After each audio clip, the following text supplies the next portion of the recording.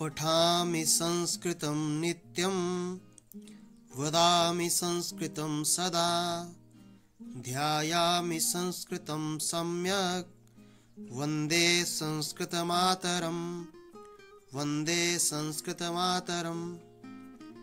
प्रिय विद्यार्थिनः, संस्कृतस्य कक्षायां भवतां स्वागतम् अस्ति। रुचिरा तृतीयो भागः अष्टमवर्गाय संस्कृत पाठ्य पुस्तकम्। प्यारे विद्यार्थियों, आपका संस्कृत की इस कक्षा में हार्दिक स्वागत है। आज हम रुचिरा संस्कृत की पाठ्य पुस्तक जो अष्टमी कक्षा में लगी है उसके विषय में जानेंगे। इस पुस्तक का परिचय, इस पुस्तक में हम किन किन विषयों का अध्ययन करेंगे, उस विषय को लेकर के आज हम आपके सामने प्रस्तुत हैं। आप सभी अपनी पुस्तक के मुख्य इस पृष्ठ को आप अपने सामने रखें, उसको खोलें और इस पुस्तक के बारे में हम जो पुस्तक राष्ट्रीय शैक्षिक अनुसंधान और प्रशिक्षण परिषद, जिसे हम संक्षिप्त नाम है NCERT के द्वारा जो हमारी राष्ट्रीय पाठ्यचर्या है 2005, उसके आधार पर जो है संस्कृत को रुचिकर बनाने के लिए, व्यवहारिक रूप देने के लिए संस्कृत विषय को शामिल किया गया और संस्कृत के 3 स्वरूप जो है शामिल हुए: माध्यमिक स्तर, उच्च स्तर और वरिष्ठ माध्यमिक स्तर। तो माध्यमिक स्तर में हमने कक्षा 6 में रुचिरा के प्रथम भाग का अध्ययन किया, कक्षा 7वीं में रुचिरा के दूसरे भाग का अध्ययन किया और कक्षा 8वीं में हम जो है अब रुचिरा पुस्तक के तीसरे भाग का अध्ययन करेंगे। जैसा कि इसकी भूमिका में भी कहा गया है कि संस्कृत भाषा प्राचीन काल से ही भारतीय संस्कृति, सभ्यता, इतिहास, कला, दर्शन, विज्ञान आदि विषयों की अभिव्यक्ति का माध्यम रही है। वैविध्यपूर्ण भारत देश में भावनात्मक एकता का संचार संस्कृत के माध्यम से होता रहा है। यही कारण है कि भारत की अन्य भाषाओं पर संस्कृत व्याकरण तथा वाक्य रचना का प्रभाव परिलक्षित होता है। परस्पर सहयोग, त्याग, सत्य, अहिंसा, राष्ट्रभक्ति, विश्व बंधुत्व आदि भावनाओं की प्रेरणाप्रद अनुभूति संस्कृत साहित्य के अध्ययन से होती है। आधुनिक संस्कृत रचनाएं समाज के अपेक्षित समुदाय के प्रति भी मुखर हैं। इसीलिए रुचिरा जो पुस्तक है, इस रुचिरा पुस्तक को ज्ञानवर्धक सामग्री से जो है विद्यालय के स्तर पर माध्यमिक कक्षाओं के छात्र छात्राओं के लिए जो है हिमाचल प्रदेश स्कूल शिक्षा बोर्ड के द्वारा भी पाठ्यक्रम में शामिल किया गया है। तो रुचिरा तृतीय भाग है, इसमें कुल 15 पाठ हैं, जिनमें 6 पद्यात्मक तथा 3 संवादात्मक या नाट्य रूप में और शेष जो है कथात्मक या निबंधात्मक रूप में है। पद्यात्मक जो है उनमें हम श्लोकों के माध्यम से, मंत्रों के माध्यम से जो है वो भिन्न भिन्न विषयों का ज्ञान प्राप्त करते हैं। और गद्यात्मक जो होते हैं उनमें हम संवाद के द्वारा, निबंध के द्वारा, नाटक के द्वारा हम जो है भिन्न भिन्न विषयों का ज्ञान प्राप्त करते हैं। पद्यात्मक पाठों में सुभाषितानी, नैतिक मूल्यों से युक्त प्राचीन कवियों की सुंदर उक्तियों का संकलन है। इसमें संकलित सभी जो पद्य हैं गेय हैं, अर्थात हम इनको गा सकते हैं। सदैव पुरतो निदेहि चरणम, भारत जनता अहम, नीति नवनीतम, क्षितौ राजते, भारत स्वर्णभूमि तथा प्रहेलिका, ये सभी पद्य पाठ हैं। संस्कृत भाषा की छंद संपदा की लय एवं गेयता का आनंद छात्रों को प्राप्त हो, इसके लिए कुछ नए गीत भी जो है पाठ्य पुस्तक में दिए गए हैं। सदैव पुरतो निदेहि चरणम, यह स्वर्गीय श्रीधर भास्कर वर्णेकर द्वारा रचित जो है एक जीवन को अग्रगामी बनाए रखने के लिए प्रेरणास्पद गीत है। इसके साथ ही भारत जनता हम डॉक्टर रमाकांत शुक्ल द्वारा जो है ये प्रणीत गीत है। संवादात्मक पाठों में डिजी भारतम, गृहम शून्यम सुताम बिना, कहरक्षति कहरक्षिता तथा सप्त भगिन्या को जो है रखा गया है। और कथा के रूप में जो पाठ हैं उनमें विलस्य वाणी न कदापि में श्रुता, विष्णु शर्मा द्वारा रचित जो है प्रसिद्ध नीति ग्रंथ पंचतंत्र से ये संकलित की गई है। और कंटके नेव कंटकम पाठ एक लोक कथा है जो है उस लोक कथा का संस्कृत में जो है रूपांतरण किया गया है। इसी के साथ जो है संसार सागरस्य नायकः तथा आर्यभट्टः, ये दो वर्णनात्मक निबंध हैं जिसमें हम संसार सागर के नायक कौन हैं और आर्यभट्ट का जीवन में क्या योगदान है ये हम जानेंगे। और सावित्रीबाई फूले पाठ जो है ये महाराष्ट्र में स्त्री शिक्षा और दलित चेतना के प्रसार कार्यों में अग्रणी एक प्रसिद्ध महिला की इसमें जीवनी दी गई है।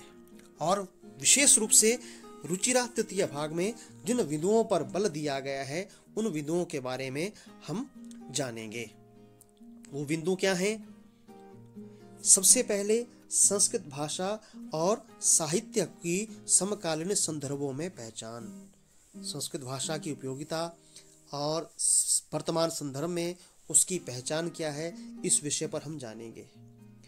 और दूसरा बिंदु है अभी तक संस्कृत की पाठ्य पुस्तकों में जो कुछ विषय उपेक्षित रह गए हैं, छूट गए हैं, उन विषयों को रेखांकित करने का प्रयास इसमें किया गया है। संस्कृत के अध्ययन से शब्दों का उच्चारण शुद्ध कैसे हो, वाक्यों का उच्चारण शुद्ध कैसे हो, वो हम जो है इस पुस्तक के माध्यम से अध्ययन करेंगे। इसके साथ हम दिए गए निर्देशों के आधार पर जो है अपना कौशल विकसित करना है। प्रश्नोत्तर का कौशल, प्रश्न निर्माण किस प्रकार करने, प्रश्नों का उत्तर किस प्रकार देना, ये भी हम इस तृतीय भाग के माध्यम से जानेंगे। भाषा के 4 तत्व हैं, श्रवणम, भाषणम, पठनम तथा लेखनम। ये 4 कौशल, इनके द्वारा भाषा विकसित होती है। तो इन तत्वों के बारे में भी हमें इस पुस्तक के माध्यम से जानकारी मिलेगी। जीवन मूल्यों से युक्त सुभाषित पद्यों का परिचय, हमारे जीवन के मूल्य क्या है, जीवन का आदर्श क्या है, हमारा जीवन किस प्रकार से शिष्टाचार सदाचार के रास्ते पर चले, वो सुभाषित पद्यों के माध्यम से हम जानेंगे। संस्कृत को व्यवहार में लाने के लिए हम संस्कृत की उपयोगिता क्या है, संस्कृत में हम किस प्रकार से सामान्य रूप से व्यवहार कर सकते हैं, वह भी संस्कृत में सामान्य वार्तालाप कर सकने की क्षमता इस पुस्तक के अध्ययन से हमें विकसित होगी। संस्कृत को जानने के बाद संस्कृत को शुद्ध किस प्रकार से लिखना है, संस्कृत को शुद्ध किस प्रकार से हम जान पाएंगे, बोल पाएंगे, लिख पाएंगे, पढ़ पाएंगे, ये सारी क्षमता जो है हमें पुस्तक के अध्ययन से विकसित होगी। और इसके साथ रोचक और प्राचीन तथा आधुनिक कथाओं के द्वारा कल्पनाशीलता का विकास, जिस प्रकार से कहानियां हैं वो कल्पनाओं को जन्म देती हैं, वैसे ही हम जो है नई कल्पना को विकसित करने के लिए जो है सक्षम होंगे इस पुस्तक के अध्ययन से। अब हम इस पुस्तक की पाठानुक्रमणिका में सीधे चलते हैं। पाठानुक्रमणिका में हम जो है सबसे पहले प्रथमः पाठः सुभाषितानि, हमारा जो पहला पाठ है वो सुभाषितानि है। इसमें हम सुंदर वचनों के द्वारा हम जीवन में सत्संगति का महत्व क्या है, जीवन में विद्वता का महत्व क्या है, जीवन में जो है वो लोभ न करने से क्या होता है, लोभ करने से क्या होता है, ये सब हम जानेंगे। दूसरा जो पाठ है द्वितीय पाठ है बिलस्य वाणी न कदापि में श्रुता, बिल की वाणी मैंने कभी नहीं सुनी, बहुत ही ये सुंदर कथा पंचतंत्र से ली गई है, इस पाठ में हम जानेंगे। तीसरा पाठ है डिजी भारतम, डिजी भारतम में आधुनिक युग के बारे में, आधुनिक युग जो है डिजिटल युग है और डिजिटल युग में किस प्रकार से कार्य होते हैं, ये सब हम इस पाठ के माध्यम से जानेंगे। चतुर्थः पाठ सदैव पुरतो निदेहि चरणम, ये गीत है, इस गीत के माध्यम से जीवन में आगे बढ़ने की प्रेरणा जो है हमें इस पाठ के माध्यम से मिलती है। पंचमः पाठ कंटकेनैव कंटकम, इस पाठ में जो है कांटे को कांटे से कैसे निकाला जाता है, एक लोक कथा का जो है संस्कृत में रूपांतरण किया गया है। षष्ठः पाठ गृहम शून्यम सुताम बिना, जीवन में बालिका का क्या महत्व है और जीवन में जो है बेटी जिस घर में ना हो उस घर, वह घर जो है शून्य के समान होता है। यह भ्रूण हत्या को लेकर के, बेटी बचाओ बेटी पढ़ाओ को लेकर के यह पाठ जो है हमारी पाठ्य पुस्तक में शामिल किया गया। सप्तमा पाठ भारत जनता अहम। सातवां पाठ भारत जनता हम भारत की जनता हैं। हम कैसी जनता है इस पाठ के माध्यम से जानेंगे। अष्टमः पाठ संसार सागरस्य नायकः। यह पाठ जो है जीवन में जल का महत्व क्या है, प्राचीन समय में जो हमारे पूर्वज थे जल के संरक्षण के लिए किस प्रकार से तालाब बनाते थे उसके बारे में जानकारी दी गई है। नवमा पाठ सप्त भगिन्यः।